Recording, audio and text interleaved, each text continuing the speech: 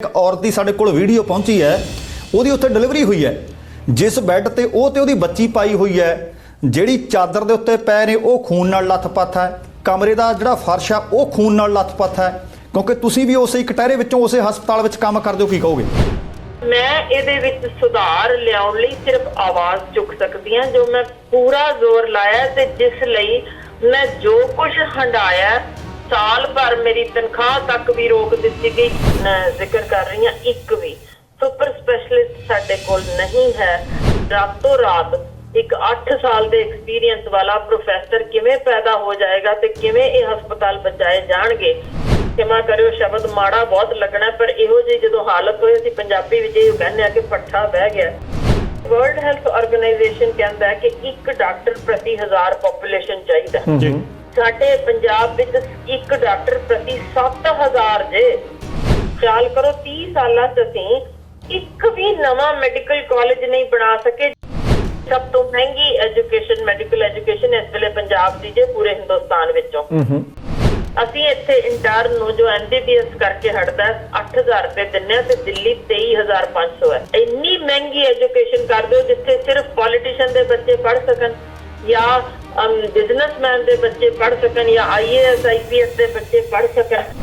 ਜਿਵੇਂ ਕਿ ਡਾਕਟਰ 3 ਮਹੀਨੇ ਹਸਪਤਾਲ ਆਣ ਹੀ ਨਾ, ਹਾਜ਼ਰੀ ਰਜਿਸਟਰ ਘਰ ਰੱਖ ਲੈਣ ਤੇ ਉੱਥੇ ਹੀ ਹਾਜ਼ਰੀਆਂ ਲੱਗ ਰਹੀਆਂ, ਘਰਾਂ 'ਚ ਬੈਠੇ ਤਨਖਾਹਾਂ ਲੈ ਰਹੇ ਨੇ। ਸਾਡੇ ਤੋਂ ਰਿਪੋਰਟਾਂ ਹਰ ਹਫ਼ਤੇ ਮੰਗਾਈਆਂ ਜਾਂਦੀਆਂ ਨੇ ਜੋ ਘਰਾਂ ਦੇ ਵਿੱਚ ਬੈਠ ਕੇ ਤਿਆਰ ਹੁੰਦੀਆਂ ਨੇ। ਕਿਸੇ ਥਾਂ ਤੇ ਟੈਲੀ ਕਰਨ ਦੀ ਲੋੜ ਨਹੀਂ। ਹਾਂਜੀ, ਕਿੰਨੇ ਮਰੀਜ਼ ਦੇਖੇ, ਕਿਸੇ ਦਾ ਦਿਲ ਕਰਦਾ 100 ਭਰ ਦਿਓ, ਕਿਸੇ ਦਾ 200 ਭਰ ਦਿਓ, ਕਿਸੇ ਦਾ 300, ਜਿਹੜਾ 3 ਮਹੀਨਿਆਂ ਤੋਂ ਹਸਪਤਾਲ ਵੀ ਨਾ ਆਇਆ ਹੋਏ।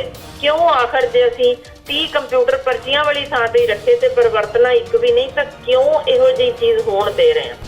ਬਿਜ਼ਨਸਮੈਨ ਆਪਣਾ ਬੱਚਾ ਜੇ ਇੰਨੇ ਪੈਸੇ ਦੇ ਕੇ ਡਾਕਟਰ ਬਣਾਏਗਾ ਤਾਂ ਭਾਜੀ ਉਹ ਬਿਜ਼ਨਸ ਹੀ ਕਰੇਗਾ।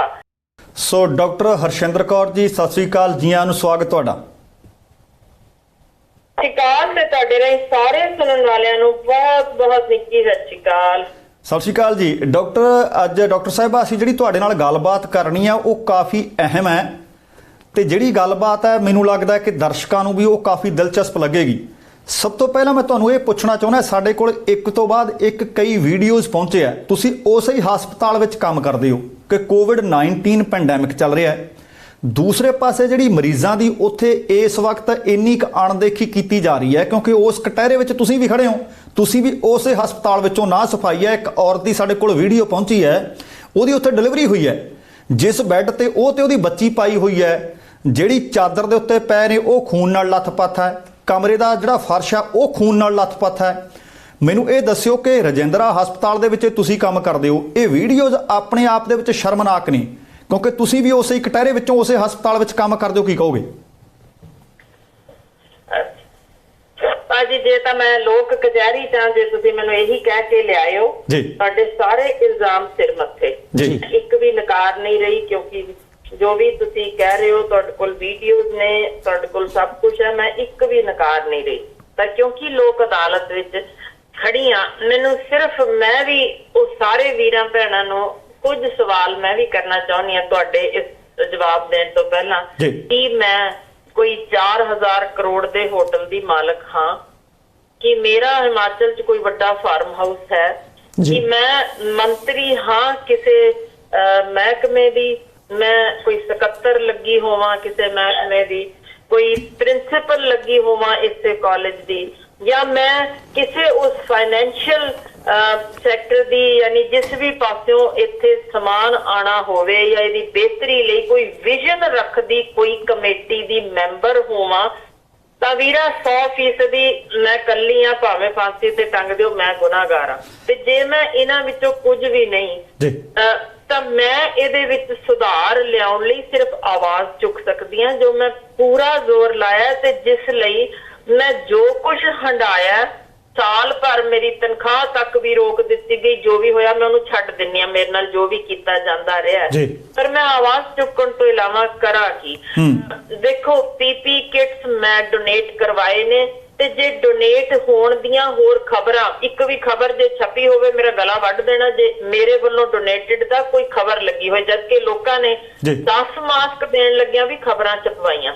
ਡਾਕਟਰ ਸਾਹਿਬ ਇੱਕ ਹੋਰ ਦੱਸਿਓ ਮੈਨੂੰ ਇਹ ਚੀਜ਼ਾਂ ਜੀ। ਇਹਦੇ ਮਤਲਬ ਇਹ ਹੈ ਕਿ ਇਹ ਤਾਂ ਤੁਸੀਂ ਬਹੁਤ ਵੱਡੀ ਚੀਜ਼ ਗੱਲ ਕਰ ਦਿੱਤੀ, ਜਿੱਥੇ ਚਾਦਰਾਂ ਜਾਂ ਮੰਜੇ ਜਾਂ ਗੱਦਿਆਂ ਦੀ ਜਾਂ ਸਫਾਈ ਦੀ, ਜੀ। ਜਿੱਥੇ ਮਾਸਕ ਵਰਗੀ ਸਾਦੀ ਚੀਜ਼, ਸੈਨੀਟਾਈਜ਼ਰ ਜਾਂ ਯਾਨੀ ਪੀਪੀ ਕਿੱਟਾਂ ਜੋ ਕਿ ਮਿਨੀਮਮ ਰਿਕੁਆਇਰਮੈਂਟ ਵੀ ਡੋਨੇਸ਼ਨ ਦੇ ਉੱਤੇ ਮਿਲ ਰਹੀਆਂ ਹੋਣ, ਜੋ ਖਬਰਾਂ ਛਪ ਚੁੱਕੀਆਂ ਨੇ, ਤਾਂ ਆਪਾਂ ਮੇਰਾ ਖਿਆਲ ਹੈ ਹਾਲਾਤ ਬੜੇ ਸੌਖੇ ਸਭ ਨੂੰ ਸਮਝ ਆ ਸਕਦੇ ਨੇ। ਡਾਕਟਰ ਸਾਹਿਬ ਇੱਕ ਹੋਰ ਦੱਸਿਓ, ਤੁਸੀਂ ਬੱਚਿਆਂ ਦੇ ਡਾਕਟਰਾਂ ਦੇ ਮਾਹਰ ਹੋ, ਮੈਨੂੰ ਇਹ ਦੱਸਿਓ ਆਮ ਤੌਰ ਤੇ ਰੌਲਾ ਬਹੁਤ ਪੈਂਦਾ ਪੂਰੇ ਭਾਰਤ ਵਿੱਚ ਵੀ ਪੈ ਰਿਹਾ, ਪੰਜਾਬ ਦੇ ਵਿੱਚ ਵੀ ਪੈ ਰਿਹਾ ਕਿ ਸਾਡੇ ਕੋਲ ਵੈਂਟੀਲੇਟਰ ਨਹੀਂ ਨੇ।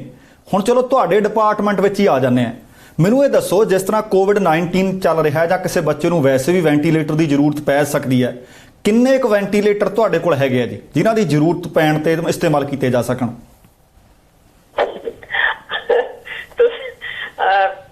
ਅੱਜ ਮੇਰਾ ਖਿਆਲ ਹੈ ਕੁਝ ਜ਼ਿਆਦਾ ਔਖੇ ਮੂਡ 'ਚ ਬੈਠੇ ਲੱਗਦੇ ਹੋ। ਵਾਰਡ ਦੇ ਵਿੱਚ ਜੀ ਸਾਡੇ ਕੋਲ ਬੱਚਿਆਂ ਦਾ ਕੋਈ ਵੈਂਟੀਲੇਟਰ ਸਰਕਾਰ ਵੱਲੋਂ ਮੁਹੱਈਆ ਨਹੀਂ ਕਰਵਾਇਆ ਹੋਇਆ। ਇੱਥੋਂ ਤੱਕ ਸਾਡੇ ਕੋਲ ਨੀਕੂ ਜਾਂ ਪੀਕੂ ਜੋ ਕਿ ਪ੍ਰਾਇੋਰਟੀ ਹੁੰਦੀਆਂ ਨੇ ਦੁਨੀਆ ਦੇ ਕਿਸੇ ਵੀ ਕੋਨੇ 'ਚ ਹਸਪਤਾਲ ਵਿੱਚ ਹੋਵੇ, ਸਾਡੇ ਕੋਲ ਨੀਕੂ ਪੀਕੂ ਦੇ ਨਾਂ ਨੂੰ, ਜਿੱਥੇ ਕਿ ਇੰਟੈਂਸਿਵ ਕੇਅਰ ਯੂਨਿਟਸ ਦੇ ਨਾਂ ਨੂੰ ਸਿਰਫ ਵਾਰਡ ਨੇ, ਮੰਜੇ ਨੇ, ਪਰ ਉਹ ਇਕਵਿਪਮੈਂਟ ਸਾਡੇ ਕੋਲ ਪਹੁੰਚਿਆ ਨਹੀਂ। ਮੈਂ ਮੰਨ ਰਹੀ ਹਾਂ ਕਿ ਸਾਡੇ OT ਵੀ ਅਜਿਹੇ ਨੇ ਜਿੱਥੇ ਕੋਈ ਲੈਮੀਨਾਰ ਫਲੋ ਨਹੀਂ, ਜਿੱਥੇ ਮਾਡਰਨ ਇਕਵਿਪਮੈਂਟ ਨਹੀਂ ਹੈ, ਜਿੱਥੇ ਕਿ ਖਬਰਾਂ ਉਹ ਵੀ ਛਾਪ ਦਿੰਦੇ ਹੋ ਤੁਸੀਂ ਕਿ ਐਮਰਜੈਂਸੀ ਦੇ ਆਪਰੇਸ਼ਨ ਥੀਏਟਰ 'ਚ ਕੁੱਤੀ ਸੂਈ ਹੋਈ ਪਈ ਹੈ ਤੇ ਉਹ ਉੱਥੇ ਬੱਚੇ ਉਹਦੇ ਪਲ ਰਹੇ ਨੇ। ਯਾਨੀ ਸਾਡੇ ਕੋਲ ਕੋਈ free ultrasound, CT scan, MRI scan ਦੀ ਕੋਈ ਫੈਸਿਲਿਟੀ ਨਹੀਂ ਹੈ, ਮੁਫਤ ਦਵਾਈਆਂ ਨਹੀਂ ਨੇ। ਉਹ ਵੀ ਇਲਜ਼ਾਮ ਇੱਕ ਕੋਈ MLA ਲਾ ਦਿੰਦਾ ਹੈ ਕਿ ਮੰਤਰੀ ਸਾਹਿਬ ਦੇ ਆਪਣੇ ਪੁੱਤਰ ਦੇ ਕੋਈ ਫੈਕਟਰੀਆਂ ਨੇ, ਉੱਥੋਂ ਉਹਨਾਂ 'ਚ ਸ਼ੇਅਰ ਹੈ, ਉਹਦੇ 'ਚੋਂ ਦਵਾਈਆਂ ਆ ਰਹੀਆਂ ਨੇ। ਰੱਬ ਜਾਣੇ ਨਾ ਕੀ ਸੱਚਾਈ ਆ, ਅਸੀਂ ਤੇ ਖਬਰਾਂ ਹੀ ਪੜ੍ਹਦੇ ਹਾਂ ਜੀ। ਬਿਲਕੁਲ ਇਸੇ ਤਰ੍ਹਾਂ ਸਾਡੇ ਕੋਲ ਇਹ ਇੱਕ ਮੈਡੀਕਲ ਕਾਲਜ ਹੋਣ ਦਾ ਮਤਲਬ ਸਮਝੋ ਕਿ ਜਿੱਥੇ ਤੁਸੀਂ ਯਾਨੀ ਉਹ ਮੈਡੀਕਲ ਕਾਲਜ ਜਿਹਦਾ ਡੰਕਾ ਵੱਜਦਾ ਸੀ, ਦਬਦਬਾ ਸੀ ਪੂਰੇ ਨਾਰਥ ਇੰਡੀਆ ਦੇ ਵਿੱਚ, ਇੱਕੋ ਇੱਕ ਹਸਪਤਾਲ ਦੇ ਨਾਮ ਨਾਲ ਕਿ ਰਜਿੰਦਰਾ ਹਸਪੀਟਲ 'ਚ ਮੈਨੂੰ ਚੇਤੇ ਹੈ ਕਿ ਕੇਰਲ ਪ੍ਰਦੇਸ਼ ਤੋਂ ਤੱਕ ਤੋਂ ਵੀ ਮਰੀਜ਼ ਆਇਆ ਕਰਦੇ ਸਨ, ਇੰਨਾ ਇਹਦਾ ਨਾਮ ਸੀ। ਇੱਥੋਂ ਤੱਕ ਕਿ ਗੁਆਂਢੀ ਰਾਜ ਜੋ ਹਰਿਆਣੇ ਦੇ ਵਿੱਚ ਜੋ PGI ਰੋਹਤਕ ਜੋ ਕਿ ਇਸ ਵੇਲੇ ਬੜੇ ਉੱਚੇ ਜਿਹੜਾ ਅਸੀਂ ਨਾਂ ਲੈਂਦੇ ਹਾਂ ਪੜ੍ਹਾਈ ਵਜੋਂ, ਉਹਨੂੰ ਸਥਾਪਿਤ ਕਰਨ ਵਾਲੇ ਪਟਿਆਲੇ ਤੋਂ ਹੀ ਗਏ ਡਾਕਟਰ ਸਨ। ਕਿਵੇਂ ਕਰਿਓ ਕਿ ਇਸ ਵੇਲੇ ਅਮਰੀਕਾ ਜਾਂ ਕੈਨੇਡਾ 'ਚ ਚੋਟੀ ਦੇ ਡਾਇਰੈਕਟਰਸ ਤੱਕ ਬਣੇ ਹੋਏ ਜਾਂ ਐਡਵਾਈਜ਼ਰਸ ਤੱਕ ਪਹੁੰਚੇ ਹੋਏ ਜੋ ਕਿ ਚੋਟੀ ਦੇ ਡਾਕਟਰ ਨੇ, ਉਹ ਬਹੁਤੇ ਇੱਥੋਂ ਦੇ ਹੀ ਗ੍ਰੈਜੂਏਟ ਨਿਕਲ ਕੇ ਗਏ ਹੋਏ ਨੇ। ਤੋ ਇਹ ਸੀਗਾ ਹਸਪਤਾਲ ਦਾ ਜੋ ਅਸੀਂ ਕਹਿ ਸਕਦੇ ਹਾਂ ਰੁਤਬਾ ਜੀ, ਜਿੱਥੋਂ ਹੁਣ ਅੱਜ ਦੇ ਦਿਨ ਅਫਸੋਸ ਨਾਲ ਹੀ ਕਹਿਣਾ ਪੈ ਰਿਹਾ ਕਿ ਇੱਕ ਵੀ, ਮੈਂ ਜ਼ਿਕਰ ਕਰ ਰਹੀ ਹਾਂ, ਇੱਕ ਵੀ ਸੁਪਰ ਸਪੈਸ਼ਲਿਸਟ ਸਾਡੇ ਕੋਲ ਨਹੀਂ ਹੈ। ਸਾਡੇ ਕੋਲ ਸੁਪਰ ਸਪੈਸ਼ਲਿਸਟ ਬਿਲਡਿੰਗ ਬਣਾ ਦਿੱਤੀ ਗਈ ਬਹੁਤ ਵੱਡੀ, ਜੋ ਮੇਨਟੇਨ ਕਰ ਰਹੇ ਨੇ ਕੁਝ ਥਾਵਾਂ ਤੇ MBBS ਸਟੂਡੈਂਟ ਤੇ ਕੁਝ ਥਾਂ ਤੇ MD, ਪਰ ਸੁਪਰ ਸਪੈਸ਼ਲਿਸਟ ਹੈ ਹੀ ਨਹੀਂ। ਕਿਉਂਕਿ ਗੱਲ ਇਹ ਹੈ ਕਿ ਸਾਡੇ ਆਣਾ ਹੀ ਕੋਈ ਨਹੀਂ ਚਾਹੁੰਦਾ ਇੱਥੇ, ਕਿਉਂਕਿ ਇੱਥੇ ਅਸੀਂ ਉਹਨਾਂ ਨੂੰ ਫੈਸਿਲਿਟੀਜ਼ ਨਹੀਂ ਦੇ ਰਹੇ। ਜਿੱਥੇ ਇੱਕ ਸਟੈਂਟ ਪੈਣਾ, ਮੇਰਾ ਖਿਆਲ ਹੈ ਕਿ ਤੁਸੀਂ ਸਮਝ ਸਕਦੇ ਹੋ ਕਿੰਨਾ ਕੁ ਸੌਖਾ ਜੇ।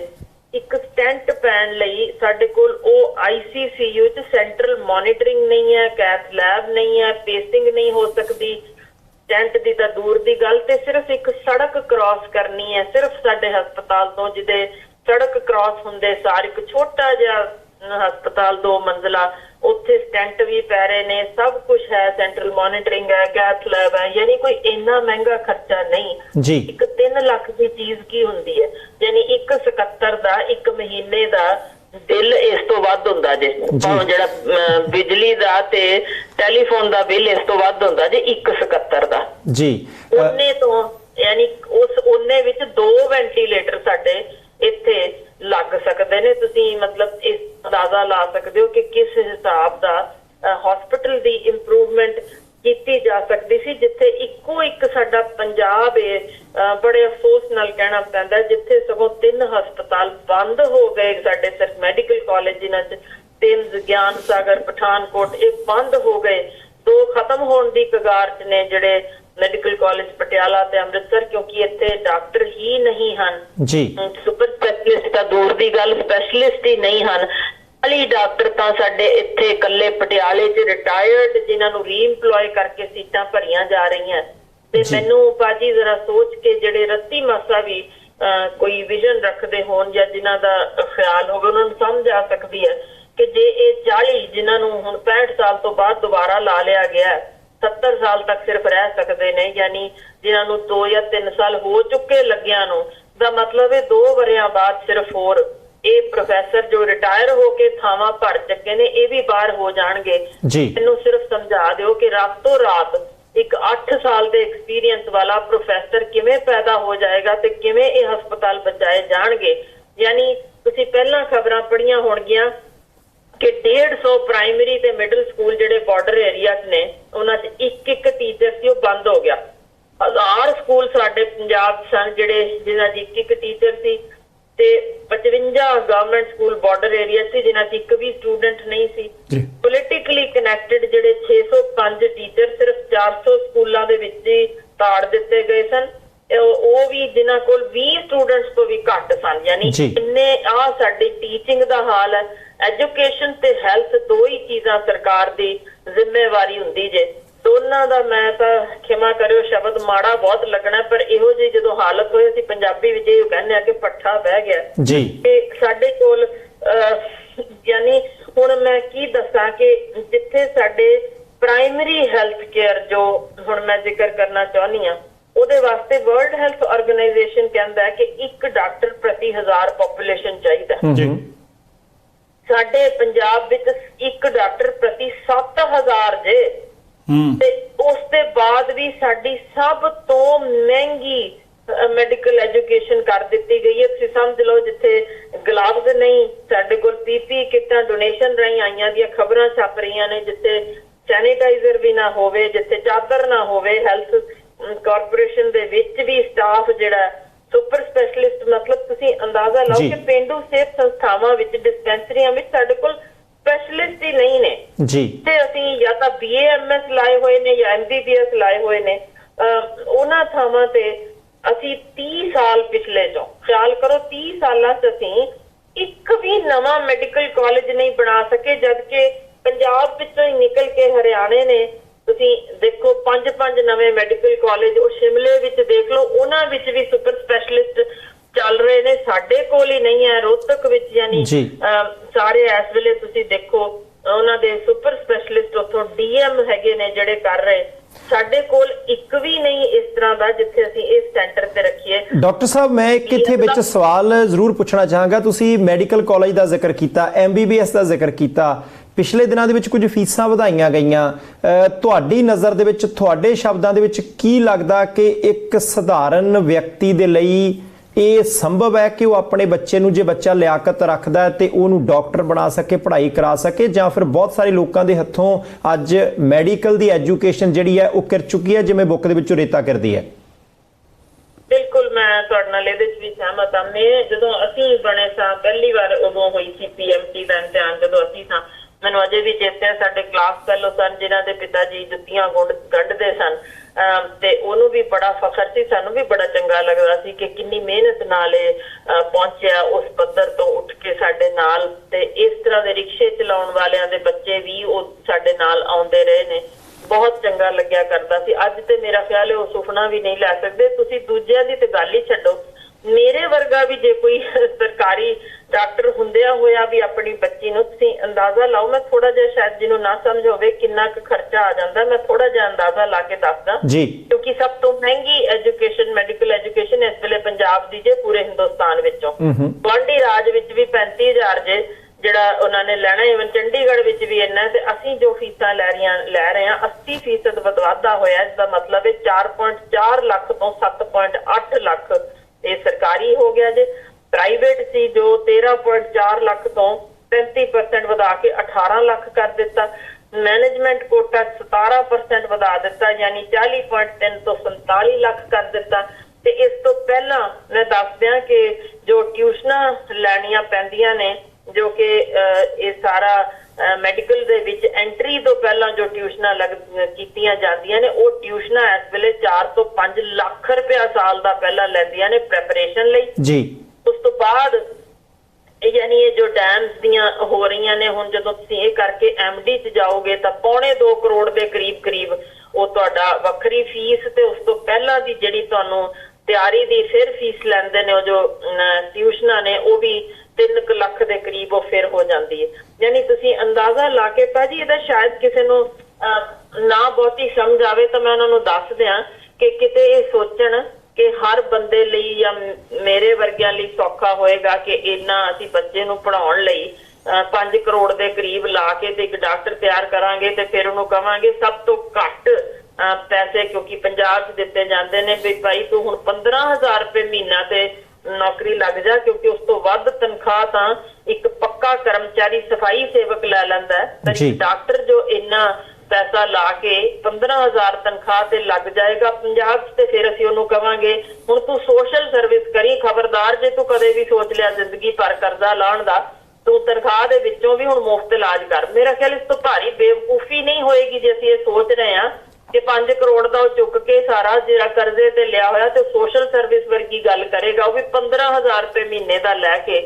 ਇਸੇ ਲਈ ਡਾਕਟਰ ਵੱਡੀ ਪੱਧਰ ਤੇ ਮੈਂ ਦੱਸ ਰਹੀ ਹਾਂ 7,000 ਪਿੱਛੇ ਇੱਕੇ ਡਾਕਟਰ ਬਾਹਰ ਜਾ ਰਹੇ ਨੇ, ਅਮਰੀਕਾ ਜਾ ਰਹੇ ਨੇ, ਯੂਰਪ ਜਾ ਰਹੇ ਨੇ, ਆਸਟ੍ਰੇਲੀਆ, ਕੈਨੇਡਾ, ਸਭ ਥਾਈਂ ਜਾ ਰਹੇ ਨੇ। ਈਵਨ ਨਾਲ ਦੇ ਗੁਆਂਢੀ ਰਾਜ ਹਰਿਆਣੇ ਵਿੱਚ ਜਾ ਕੇ ਸਰਵਿਸ ਕਰ ਰਹੇ ਨੇ, ਦਿੱਲੀ ਵਿੱਚ ਸਰਵਿਸ ਕਰ ਰਹੇ ਨੇ, ਕਿਉਂਕਿ ਉੱਥੇ ਦੀ ਆਮਦਨ ਵਿੱਚ ਹੀ ਤੁਸੀਂ ਹੈਰਾਨ ਹੋ ਜਾਓਗੇ ਜੇ ਮੈਂ ਫਰਕ ਦੱਸ ਦਿਆਂ।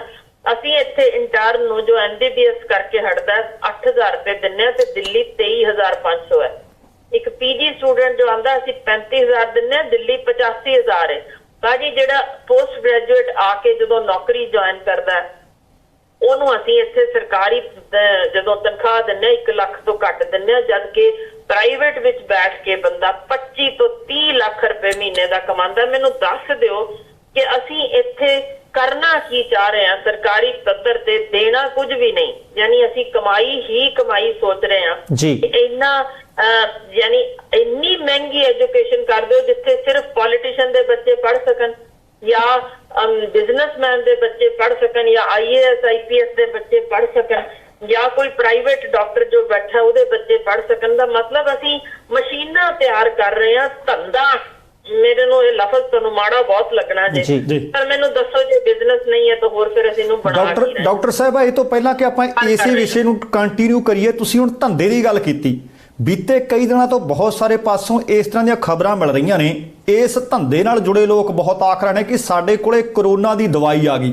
ਸਭ ਤੋਂ ਪਹਿਲਾਂ ਇਹ ਕਲੀਅਰ ਕਰਿਓ, ਪੰਜਾਬ 'ਚ, ਭਾਰਤ ਜਾਂ ਦੁਨੀਆ ਦੇ ਕਿਸੇ ਵੀ ਹਿੱਸੇ ਵਿੱਚ ਜਿਹੜੇ ਲੋਕ ਆਖ ਰਹੇ ਨੇ ਕਿ ਦਵਾਈ ਬਣ ਗਈ ਹੈ, ਸਾਡੇ ਤੋਂ ਦਵਾਈ ਲੈ ਲਓ, ਤੁਹਾਡਾ ਨੁਕਸਾਨ ਨਹੀਂ ਹੋਏਗਾ, ਸਭ ਤੋਂ ਪਹਿਲਾਂ ਇਹ ਕਲੀਅਰ ਕਰਿਓ ਕਿ ਦਵਾਈ ਬਣੀ ਹੈ ਜਾਂ ਸਿਰਫ ਧੰਦੇ ਦੀਆਂ ਗੱਲਾਂ ਨੇ? ਬਿਲਕੁਲ ਵੀ ਨਹੀਂ ਬਣੀ ਜੀ ਕੋਈ ਦਵਾਈ। ਮੈਂ ਵਾਰ-ਵਾਰ ਹਰ ਪੱਧਰ ਤੇ ਜਿੱਥੋਂ ਤੱਕ ਮੈਂ ਆਵਾਜ਼ ਪਹੁੰਚਾ ਸਕਦੀ ਹਾਂ ਤੁਹਾਡੇ ਰਾਹੀਂ ਵੀ, ਹੋਰ ਵੀ ਹਰ ਸਟੇਜ ਤੋਂ, ਰੇਡੀਓ ਤੋਂ, TV ਤੋਂ, ਹਰ ਥਾਂ ਵਾਰ-ਵਾਰ ਦੱਸ ਰਹੀ ਹਾਂ ਕਿ ਕੋਈ ਦਵਾਈ ਨਹੀਂ। ਤੁਸੀਂ ਕਿਰਪਾ ਕਰਕੇ ਜੋ ਇਹ ਵੱਖੋ ਵੱਖਰੀਆਂ ਥਾਵਾਂ ਤੇ ਲੋਕ ਆਪਣੇ ਪੱਧਰ ਤੇ ਯਾਨੀ ਭਾਵੇਂ ਫੇਸਬੁੱਕ ਤੇ ਹੋਵੇ ਜਾਂ ਜਿਵੇਂ ਮਰਜ਼ੀ ਸਿਰਫ ਆਪਣੇ ਆਪ ਨੂੰ ਉਤਾਂਹ ਚੁੱਕਣ ਲਈ ਉਹ ਇਹੋ ਜਿਹੀਆਂ ਯਾਨੀ ਗਲਤ ਫਹਿਮੀਆਂ ਫੈਲਾ ਰਹੇ ਨੇ, ਇਹਨਾਂ ਤੋਂ ਬਚਣਾ ਚਾਹੀਦਾ ਸਾਨੂੰ। ਅਜੇ ਤੱਕ ਸਿਰਫ ਕਿਆਸ ਲੱਗ ਰਹੇ ਨੇ ਇਹ ਦਵਾਈ ਅਸਰ ਕਰਦੀ ਹੈ ਤਾਂ ਦੂਜੇ ਮਰੀਜ਼ ਤੇ ਅਸਰ ਨਹੀਂ ਕਰਦੀ। ਬਿਲਕੁਲ ਇਸੇ ਤਰ੍ਹਾਂ ਟੀਕਾ ਅਜੇ ਬਿਲਕੁਲ ਇਜਾਦ ਨਹੀਂ ਹੋਇਆ, ਉਹਦੇ ਬਾਰੇ ਵੀ ਬਹੁਤ ਗਲਤ ਸ਼ਲਤ ਲੋਕ ਕਿੱਟਾਂ ਦੀਆਂ ਫੋਟੋਆਂ ਪਾ ਕੇ ਕਿਸੇ ਨਾ ਕਿਸੇ ਦੇ ਨਾਂ ਹੇਠ ਕੱਢੀ ਜਾਂਦੇ ਨੇ, ਇਹਨੇ ਟੀਕਾ ਇਜਾਦ ਕਰ ਦਿੱਤਾ। ਕੁਝ ਵੀ ਨਹੀਂ ਹੋਇਆ, ਸਿਰਫ ਬਚਾਅ ਅਸੀਂ ਕਰ ਸਕਦੇ ਹਾਂ, ਜਿਸ ਤੇ ਮੇਰਾ ਖਿਆਲ ਹੈ ਸਾਨੂੰ ਹੁਣ ਸਹਿਣਾ ਪੈਣਾ। ਜੋ ਲੇਟੈਸਟ ਵੀ ਵਰਲਡ ਹੈਲਥ ਆਰਗੇਨਾਈਜੇਸ਼ਨ ਦੀ ਗੱਲ ਹੋਏ ਜਾਂ ਜਿੰਨੇ ਵੀ ਵਿਸ਼ਵ ਪੱਧਰੀ ਜਿਹੜੇ ਖੋਜੀ ਇਸ ਪਾਸੇ ਲੱਗੇ ਹੋਏ ਨੇ, ਹਰ ਇੱਕ ਦਾ ਇੱਕੋ ਹੀ ਇਹੀ ਸੋਚ ਹੈ ਕਿ ਹਾਲੇ ਤੱਕ ਜੇ ਅਸੀਂ ਏਡਜ਼ ਲਈ ਨਹੀਂ ਕੁਝ ਲੱਭ ਸਕੇ, ਮਲੇਰੀਆ ਨੂੰ ਅਜੇ ਤੱਕ ਠੀਕ ਨਹੀਂ ਕਰ ਸਕੇ, ਜੇ ਟਾਈਫਾਇਡ ਨਾਲ ਮਾਰੀ ਜਾਂਦੇ ਆ, ਭੁੱਖਮਰੀ ਤੋਂ ਨਹੀਂ ਰੋਕ ਸਕੇ, ਅਸੀਂ ਸੜਕ ਹਾਦਸਿਆਂ ਤੋਂ ਨਹੀਂ ਰੋਕ ਸਕੇ, ਵੀ ਸਾਵਧਾਨੀ ਘਟੀ ਤੇ ਦੁਰਘਟਨਾ ਘਟੀ, ਉਹੀ ਹਾਲ ਇਸ ਤਰ੍ਹਾਂ ਰਹਿਣਾ ਹੈ। ਸਾਨੂੰ ਇਹਦੇ ਨਾਲ ਹੀ ਜੀਣਾ ਪੈਣਾ ਕਿ ਅਸੀਂ ਸਾਵਧਾਨੀ ਵਰਤੀਏ, ਅਜੇ ਇਲਾਜ ਵੱਲ ਨਾ ਜਾਈਏ ਕਿ ਕੁਛ ਹੈ ਜਾਂ ਨਹੀਂ, ਅਸੀਂ ਪਰਹੇਜ਼ ਨਾਲ ਆਪਣੇ ਆਪ ਨੂੰ ਬਚਾ ਸਕਦੇ ਹਾਂ। ਸੋ ਬਿਹਤਰ ਹੈ ਅਸੀਂ ਸਿੱਖੀਏ ਨਵੇਂ ਤਰੀਕੇ ਨਾਲ ਜਿਉਣਾ ਕਿ ਅਸੀਂ ਮਾਸਕ ਪਾਣਾ ਹੈ, ਹੱਥ ਸਾਫ਼ ਰੱਖਣੇ ਨੇ, ਪਰ ਕਿਰਪਾ ਕਰਕੇ ਉਹਨੂੰ ਦਿਮਾਗੀ ਬਿਮਾਰੀ ਨਾ ਬਣਾਈਏ। ਜਿਵੇਂ ਅਸੀਂ ਦੇਖ ਰਹੇ ਹਾਂ ਕਿ ਖੁਦਕੁਸ਼ੀਆਂ ਬਹੁਤ ਜ਼ਿਆਦਾ ਵੱਧ ਰਹੀਆਂ ਨੇ, ਉਹ ਛੱਡ ਦਈਏ ਅਸੀਂ ਸੋਚ ਕੇ ਅਸੀਂ ਹੁਣ ਕਰੋਨਾ ਦੇ ਕਰਕੇ ਹੀ ਮਰ ਚੱਲੇ ਹਾਂ। ਇਹ ਡਿਪਰੈਸ਼ਨ ਤੋਂ ਸਾਨੂੰ ਬਾਹਰ ਨਿਕਲਣਾ ਪੈਣਾ ਕਿ ਅਸੀਂ ਜ਼ਿੰਦਗੀ ਜਿਉਣ ਲਈ ਸਿਰਫ ਦਿਨ 'ਚ 5 ਵਾਰ ਹੱਥ ਹੀ ਧੋਣੇ ਨੇ, ਕੋਈ ਵੱਡੀ ਗੱਲ ਨਹੀਂ, ਤੇ ਮਾਸਕ ਹੀ ਪਾਣਾ, ਐਡੀ ਕੁ ਵੀ ਬਹੁਤੀ ਘਬਰਾਹਟ ਦੀ ਗੱਲ ਨਹੀਂ, ਸਿਰਫ ਪਰਹੇਜ਼ ਹੀ ਕਰਨਾ, ਹੋਰ ਕੁਝ ਵੀ ਨਹੀਂ। ਤੇ ਪਰ ਦਵਾਈ ਬਿਲਕੁਲ ਗਲਤ ਟੋਟਲ ਕੋਈ ਫੈਲਾ ਰਿਹਾ ਗੱਲ, ਜੇ ਕਹਿ ਰਿਹਾ ਕਿਸੇ ਕਿਸਮ ਦੀ ਕੋਈ ਦਵਾਈ ਅਜੇ ਤੱਕ ਨਹੀਂ ਅਸਰਦਾਰ, ਸਾਨੂੰ ਫਾਈਨਲ ਜਿਸ ਦੇ ਉੱਤੇ ਉਂਗਲ ਰੱਖ ਸਕੀਏ ਕਿ ਹਾਂ ਇਹ ਹੀ ਦਵਾਈ ਹੈ, ਏਦਾਂ ਦੀ ਨਹੀਂ ਅਜੇ ਹੋ ਸਕਦੀ। ਜੀ ਬਿਲਕੁਲ ਡਾਕਟਰ ਹਰਸ਼ਿੰਦਰ ਕੌਰ ਜੀ, ਇੱਕ ਸਵਾਲ ਇੱਥੇ ਜਿਹੜਾ ਉਹ ਕਰਨਾ ਬਹੁਤ ਜ਼ਰੂਰੀ ਹੈ ਕਿ ਮੰਨ ਲਓ ਕਿ ਮਹਿੰਗੀ ਐਜੂਕੇਸ਼ਨ ਲੈ ਕੇ, ਮਹਿੰਗੀ ਸਿੱਖਿਆ ਲੈ ਕੇ ਜਦੋਂ ਕੋਈ ਵਿਅਕਤੀ ਡਾਕਟਰ ਬਣ ਜਾਂਦਾ ਹੈ, ਸਰਕਾਰੀ ਹਸਪਤਾਲ 'ਚ ਜਾਂਦਾ ਹੈ, ਤੇ ਉੱਥੇ ਇੱਕ ਬਹੁਤ ਵੱਡਾ ਝਗੜਾ ਪੈਦਾ ਹੁੰਦਾ ਹੈ। ਲੋਕ ਜਾਂਦੇ ਨੇ, ਲੋਕ ਤੰਗ ਨੇ, ਆਰਥਿਕ ਤੰਗੀਆਂ ਦਾ ਸ਼ਿਕਾਰ ਨੇ, ਤੇ ਜਾ ਕੇ ਡਾਕਟਰ ਦੇ ਗਲ ਪੈਂਦੇ ਆ ਕਿ ਤੁਹਾਡੇ ਤੇ ਇੱਥੇ ਹਸਪਤਾਲ ਦੇ ਵਿੱਚ ਦਵਾਈ ਹੈ ਨਹੀਂ, ਤੁਹਾਡੇ ਇੱਥੇ ਹਸਪਤਾਲ ਦੇ ਵਿੱਚ ਸਫਾਈ ਹੈ ਨਹੀਂ, ਤੁਹਾਡੇ ਇੱਥੇ ਹਸਪਤਾਲ ਦੇ ਵਿੱਚ ਬੈੱਡ ਦੀਆਂ ਚਾਦਰਾਂ ਜਿਹੜੀਆਂ ਉਹ ਮੈਲੀਆਂ ਕਚੈਲੀਆਂ ਨੇ। ਕਸੂਰ ਲੋਕਾਂ ਦਾ ਵੀ ਨਹੀਂ, ਉਹ ਸਰਕਾਰ ਤੋਂ ਸਹੂਲਤਾਂ ਭਾਲਦੇ ਨੇ, ਪਰ ਉਹਨਾਂ ਦੇ ਲਈ ਡਾਕਟਰ ਹੀ ਸਰਕਾਰ ਹੈ, ਡਾਕਟਰ ਹੀ ਸਰਕਾਰ ਦਾ ਨੁਮਾਇੰਦਾ ਹੈ। ਉੱਥੇ ਕੀ ਲੱਗਦਾ ਹੈ ਕਿ ਡਾਕਟਰ ਕਿੰਨਾ ਕਸੂਰਵਾਰ ਹੈ, ਜਾਂ ਲੋਕ ਜੇ ਆ ਕੇ ਡਾਕਟਰ ਨੂੰ ਕਈ ਵਾਰੀ ਭਾਸ਼ਾ ਦਾ ਵੀ ਖਿਆਲ ਨਹੀਂ ਰੱਖਦੇ, ਤਾਂ ਅਸਲ ਦੇ ਵਿੱਚ ਕਹਾਣੀ ਵਿਗੜੀ ਕਿੱਥੋਂ ਹੈ ਜੀ? ਦੇਖੋ ਬਾਜੀ, ਜਦੋਂ ਕਿਸੇ ਵੀ ਚੀਜ਼ ਨੂੰ ਅਸੀਂ ਅਗਾਂਹ ਲਿਜਾਣਾ ਚਾਹੁੰਦੇ ਹੋਈਏ, ਇੱਕ ਵਿਜ਼ਨ ਦੀ ਗੱਲ ਹੁੰਦੀ ਹੈ। ਯਾਨੀ ਮੈਨੂੰ ਅੱਜ ਦੇ ਦਿਨ ਮਿਸਾਲ ਵਜੋਂ ਇੱਕ ਐਡਵਾਈਜ਼ਰ ਦੀ ਤੌਰ ਤੇ ਰੱਖ ਲਿਆ ਜਾਏ ਵੀ ਤੂੰ ਖੇਤੀਬਾੜੀ ਦੇ ਬਾਰੇ ਸਮਝਾ, ਮੇਰਾ ਖਿਆਲ ਉਸ ਤੋਂ ਬਾਅਦ ਡਿਜ਼ਾਸਟਰ ਨਹੀਂ ਹੋ ਸਕਦਾ ਜਿਹਨੂੰ ਇਹ ਨਹੀਂ ਪਤਾ ਕਿ ਬੀਜ ਨੇ ਕਦੋਂ ਕਿੰਨੀ ਦੇਰ ਚ ਪੁੰਗਰਨਾ ਤੇ ਕੀ ਕਰਨਾ, ਕੀ ਖਾਦ ਹੁੰਦਾ, ਕਿਹੜਾ ਸੀਜ਼ਨ ਹੁੰਦਾ, ਜਿਹਨੂੰ ਪਤਾ ਹੀ ਕੱਖ ਨਹੀਂ, ਉਹ ਕੀ ਉਹਦੇ ਚ ਫਾਇਦਾ ਲਿਆਏਗਾ। ਇਸੇ ਤਰ੍ਹਾਂ ਸਾਡੀ ਤਰਾਸਦੀ ਇਹ ਰਹੀ ਹੈ, ਅੱਜ ਨਹੀਂ ਪਹਿਲਾਂ ਤੋਂ ਹੀ ਅਸੀਂ ਖਾਸ ਤੌਰ ਤੇ ਉਹ ਚੁਣਦੇ ਹਾਂ ਜਿਹੜਾ ਕਿ ਮੈਡੀਕਲ ਐਜੂਕੇਸ਼ਨ ਵਾਸਤੇ ਜਿਹੜੇ ਅਸੀਂ ਮੰਤਰੀ ਤੱਕ ਦੇ ਪਦ ਲੈ ਜਾਂਦੇ ਹਾਂ, ਅਸੀਂ ਧਿਆਨ ਨਹੀਂ ਰੱਖਦੇ ਵੀ ਕੋਈ 5ਵੀਂ ਪਾਸ ਹੈ ਜਾਂ 4ਥੀ ਪਾਸ ਹੈ ਜਾਂ 10ਵੀਂ ਫੇਲ ਹੈ। ਹਰ ਉਸ ਬੰਦੇ ਦਾ ਜਿਸ ਦਾ ਵਿਜ਼ਨ ਨਾ ਹੋਵੇ ਉਹਨੂੰ ਲੈ ਆਉਂਦੇ। ਜਿੱਥੇ ਤੱਕ ਵਿਜ਼ਨ ਦਾ ਸਵਾਲ ਹੈ, ਮੈਂ ਭਾਜੀ ਬੜੀ ਸਿੰਪਲ ਜਿਹੀ ਗੱਲ ਦੱਸਦੀ ਹਾਂ, ਮੈਂ ਕੁਝ ਵੀ ਨਹੀਂ, ਇੱਕ ਮਾਮੂਲੀ ਜਿਹੀ ਇੱਕ ਡਾਕਟਰ ਇੱਕ ਥਾਂ ਤੇ ਇੱਕ ਸਰਕਾਰੀ ਹਸਪਤਾਲ ਦੀ, ਪਰ ਮੈਨੂੰ ਇੰਨੀ ਕੁ ਸਮਝ ਹੈ ਕਿ ਜਿਸ ਤਰੀਕੇ ਦਾ ਇੱਥੇ ਅਸੀਂ ਫੁੱਲ ਦੇ ਦਿੱਤੀ ਹੋਈ ਹੈ, ਜਿਵੇਂ ਕਿ ਡਾਕਟਰ 3-3 ਮਹੀਨੇ ਹਸਪਤਾਲ ਆਣ ਹੀ ਨਾ, ਹਾਜ਼ਰੀ ਰਜਿਸਟਰ ਘਰ ਰੱਖ ਲੈਣ ਤੇ ਉੱਥੇ ਹੀ ਹਾਜ਼ਰੀਆਂ ਲੱਗ ਰਹੀਆਂ, ਘਰਾਂ 'ਚ ਬੈਠੇ ਤਨਖਾਹਾਂ ਲੈ ਰਹੇ ਨੇ। ਇਹਨਾਂ ਨੂੰ ਚੈੱਕ ਕਰਨ ਲਈ ਜੇ ਅਸੀਂ 22 ਐਡਵਾਈਜ਼ਰ ਵੀ ਉੱਤੇ ਲਾ ਦਿੱਤੇ ਨੇ, ਜਿਨ੍ਹਾਂ ਨੂੰ ਸਾਰਾ ਖਰਚਾ ਉਹ ਚੁੱਕ ਰਹੇ ਨੇ, ਜੋ ਏਸੀ ਕਮਰਿਆਂ 'ਚ ਬੈਠ ਕੇ ਆਪਣਾ ਸਾਰੇ ਫੈਸਲੇ ਕਰਕੇ ਭੇਜੀ ਜਾਂਦੇ ਨੇ, ਅੱਜ ਇਸ ਤਰੀਕੇ ਇਲਾਜ ਕਰ ਲਓ, ਇਹ ਕਰ ਲਓ। ਇਹ ਮੈਨੂੰ ਦੱਸੋ ਵਿਜ਼ਨ ਕਿੱਥੋਂ ਦੀ ਹੈ ਤੇ ਕਿਵੇਂ ਮਰੀਜ਼ਾਂ ਨੂੰ ਠੀਕ ਰੱਖਿਆ ਜਾਏਗਾ? ਸਿੰਪਲ ਜਿਹੀ ਇੱਕ ਗੱਲ ਮੈਂ ਤਾਂ ਮਿਸਾਲ ਹੀ ਦੇਣਾ ਚਾਹੁੰਦੀ ਹਾਂ ਵੀ ਹਰ ਡਾਕਟਰ ਦੇ ਉੱਤੇ ਜੇ ਅਸੀਂ ਇਹ ਕਰ ਦਈਏ ਵੀ ਕਾਕਾ ਜੀ ਤੁਸੀਂ ਰਿਪੋਰਟ, ਮੈਂ ਹੁਣ ਰਿਪੋਰਟ ਦੀ ਸਿੰਪਲ ਜੀ ਗੱਲ ਦੱਸਾਂ ਕੀ ਹੁੰਦੀ ਜੇ, ਸਾਡੇ ਤੋਂ ਰਿਪੋਰਟਾਂ ਹਰ ਹਫ਼ਤੇ ਮੰਗਾਈਆਂ ਜਾਂਦੀਆਂ ਨੇ ਜੋ ਘਰਾਂ ਦੇ ਵਿੱਚ ਬੈਠ ਕੇ ਤਿਆਰ ਹੁੰਦੀਆਂ ਨੇ, ਕਿਸੇ ਥਾਂ ਤੇ ਟੈਲੀ ਕਰਨ ਦੀ ਲੋੜ ਨਹੀਂ। ਹਾਂਜੀ ਕਿੰਨੇ ਮਰੀਜ਼ ਦੇਖੇ, ਕਿਸੇ ਦਾ ਦਿਲ ਕਰਦਾ 100 ਭਰ ਦਿਓ, ਕਿਸੇ ਦਾ 200 ਭਰ ਦਿਓ, ਕਿਸੇ ਦਾ 300, ਜਿਹੜਾ 3-3 ਮਹੀਨਿਆਂ ਤੋਂ ਹਸਪਤਾਲ ਵੀ ਨਾ ਆਇਆ ਹੋਏ, ਇਹ ਰਿਪੋਰਟਾਂ ਇਸੇ ਤਰ੍ਹਾਂ ਘਰਾਂ 'ਚ ਬੈਠ ਕੇ ਬਣਦੀਆਂ ਨੇ। ਕਿੰਨਾ ਸੌਖਾ ਇਹਨੂੰ ਲੱਭਣ ਦਾ। ਤੇ ਭਾਈ ਸਾਹਿਬ ਆਊਟਡੋਰ 'ਚ ਕਿੰਨੀਆਂ ਪਰਚੀਆਂ ਬਣੀਆਂ ਜੀ, ਫਿਰ ਉਹਦੇ ਨਾਲ ਟੈਲੀ ਕਰ ਲਿਓ ਕਿੰਨੇ ਡਾਕਟਰ ਨੇ ਦੇਖੀਆਂ, ਉਸ ਤੋਂ ਬਾਅਦ ਕਿੰਨੇ ਟੈਸਟ ਮੁਫਤ ਹਸਪਤਾਲ ਦੇ ਅੰਦਰੋਂ ਉਸ ਮਰੀਜ਼ ਦੇ ਹੋਏ ਜੋ ਕਿ ਟੈਲੀ ਕੀਤੇ ਜਾ ਸਕਦੇ ਨੇ।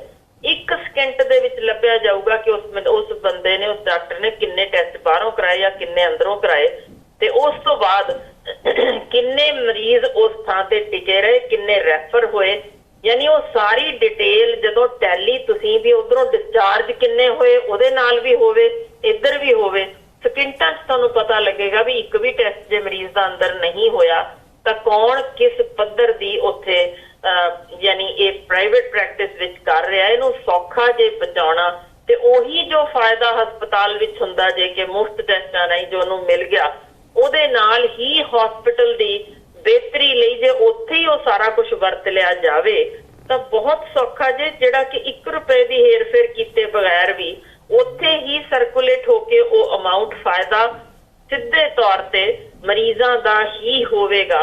ਇਹੋ ਜਿਹਾ ਸਿਸਟਮ ਅਸੀਂ ਕਿਉਂ ਨਹੀਂ ਬਣਾ ਸਕਦੇ? ਪਰ ਗੱਲ ਇਹ ਹੈ ਕਿ ਇੰਨੇ ਸੌਖੇ ਸਿਸਟਮ ਲਈ ਇੱਕ ਵੀ ਐਡਵਾਈਜ਼ਰ ਦੀ ਲੋੜ ਨਹੀਂ। ਕੰਪਿਊਟਰਾਈਜ਼ਡ ਸਾਰੀਆਂ ਰਿਪੋਰਟਾਂ ਪਈਆਂ ਨੇ, ਕੰਪਿਊਟਰਾਂ ਨੂੰ ਜੰਦਰੇ ਲਾ ਕੇ ਰੱਖੇ ਨੇ, ਕਿਉਂ ਆਖਰ ਜੇ ਅਸੀਂ 30 ਕੰਪਿਊਟਰ ਪਰਚੀਆਂ ਵਾਲੀ ਥਾਂ ਤੇ ਹੀ ਰੱਖੇ ਤੇ ਪਰਿਵਰਤਨਾ ਇੱਕ ਵੀ ਨਹੀਂ, ਤਾਂ ਕਿਉਂ ਇਹੋ ਜਿਹੀ ਚੀਜ਼ ਹੋਣ ਦੇ ਰਹੇ ਹਾਂ? ਯਾਨੀ ਸਮਝ ਗਏ 1 ਘੰਟੇ ਦਾ ਕੰਮ ਜੇ ਸਾਰਾ ਕੁਝ ਸੈੱਟ ਕਰਨਾ, ਜਿਹਦੇ ਵਿੱਚ ਹਰ ਬੰਦਾ ਉੱਥੇ ਹਾਜ਼ਰ ਵੀ ਹੋਊਗਾ ਕਿਉਂਕਿ ਉਹਨੂੰ ਪਤਾ ਹੋਏਗਾ ਕਿ ਮੇਰੀ ਸੈਂਟਰਲ ਟੈਲੀ ਹੋਣੀ ਹੈ, ਵੀ ਸੈਂਟਰ 'ਚ ਪਰਚੀਆਂ ਤਾਂ ਬਣੀਆਂ 10, ਮੈਂ ਲਿਖ ਰਿਹਾ 300 ਮਰੀਜ਼ ਦੇਖੇ, ਫਿਰ ਮੈਂ ਲਿਖ ਰਿਹਾ ਟੈਸਟ ਇੱਕ ਵੀ ਨਹੀਂ ਹੋਇਆ, ਤਾਂ ਆਪਾਂ ਨੂੰ ਸੌਖਿਆ ਸਮਝ ਆ ਜਾਂਦੀ ਹੈ ਕਿ ਕੀ ਕੰਮ ਹੋ ਰਿਹਾ, ਕਿੰਨੇ ਆਪਰੇਸ਼ਨ ਹੋਏ। ਕਿਉਂਕਿ ਮੈਨੂੰ ਖਿਮਾ ਕਰਿਓ, PGI ਦੇ ਡਾਇਰੈਕਟਰ ਨੇ ਪਤਾ ਜੇ ਕੀ ਅਖਬਾਰ ਵਿੱਚ ਖਬਰ ਛਪੀ ਸੀ ਇਸ ਹੈਡਲਾਈਨ ਨਾਲ ਕਿ ਰਜਿੰਦਰਾ ਹਸਪੀਟਲ ਸਿਰਫ ਇੱਕ ਰੈਫਰਲ ਸੈਂਟਰ ਬਣ ਚੁੱਕਾ ਹੈ, ਜੋ ਕਿ ਮਰੀਜ਼ਾਂ ਦੇ CT ਸਕੈਨ ਪ੍ਰਾਈਵੇਟ ਕਰਾ ਕੇ ਨਿਚੋੜ ਕੇ ਸਿਰਫ ਅੱਗੇ ਤੱਕ ਦਿੰਦਾ, ਇਲਾਜ ਨਹੀਂ ਕਰਦਾ। ਇਹ ਕਿੰਨੀ ਵੱਡੀ ਚਪੇੜ ਹੈ ਮੇਰਾ ਖਿਆਲ। ਜੇ ਕੋਈ ਸਮਝਣਾ ਚਾਹਵੇ ਤਾਂ ਇਹਨੂੰ ਕਿਸ ਤਰੀਕੇ ਰੋਕਣ ਦਾ ਮੈਂ ਤੁਹਾਨੂੰ ਸਿਸਟਮ ਦੱਸ ਦਿੱਤਾ, ਬਹੁਤ ਸੌਖਾ ਹੈ।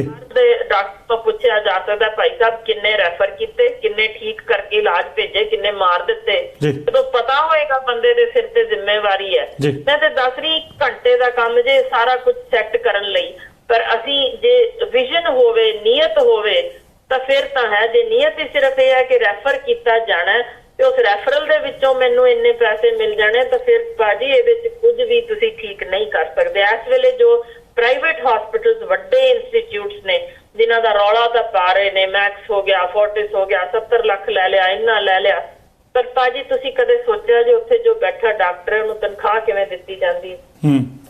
ਸੋ ਡਾਕਟਰ ਸਾਹਿਬਾ, ਇੱਕ ਮੈਨੂੰ ਹੋਰ ਦੱਸਿਓ, ਜਿਸ ਤਰ੍ਹਾਂ ਤੁਸੀਂ ਪਹਿਲਾਂ ਜ਼ਿਕਰ ਕਰ ਰਹੇ ਸੀ ਕਿ ਮੈਡੀਕਲ ਦੀ ਪੜ੍ਹਾਈ ਇਸ ਵਕਤ ਪੰਜਾਬ ਦੇ ਵਿੱਚ ਸਭ ਤੋਂ ਮਹਿੰਗੀ, ਪਰ ਜਦੋਂ ਕੋਈ ਬੱਚਾ ਡਾਕਟਰ ਬਣ ਜਾਂਦਾ, ਬੱਚੀ ਡਾਕਟਰ ਬਣ ਜਾਂਦੀ ਹੈ, ਤਨਖਾਹ ਸਭ ਤੋਂ ਘੱਟ ਪੰਜਾਬ ਦੇ ਵਿੱਚ।